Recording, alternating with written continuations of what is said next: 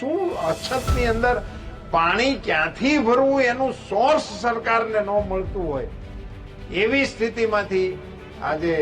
માં નર્મદાનું પાણી તમારા બધાના આંગણાની અંદરથી વહે કે તમે હવારમાં નળ ખોલો તો નળને ખોલતા પહેલા તરત જ દર્શન કરવા બે હાથ જોડીને એને વંદન કરવા એ માં નર્મદા તમારા નળની અંદર આવે છે. શાસ્ત્રોમાં સંતો બેઠા છે એમાં લખેલું છે કે ગંગા નદીમાં સ્નાન કરવાનું પુણ્ય છે, યમુના મહારાણીનું પાન કરવાનું મહત્વ છે, નર્મદાજીના દર્શન કરવાનું મહત્વ છે અને આપણે ત્યાં તો સૂર્યપુત્રી તાપી માતા એવા છે કે એનું સ્મરણ કરવાથી પણ પુણ્ય મળે. આ શાસ્ત્ર માન્ય આપણા બધા પ્રમાણો છે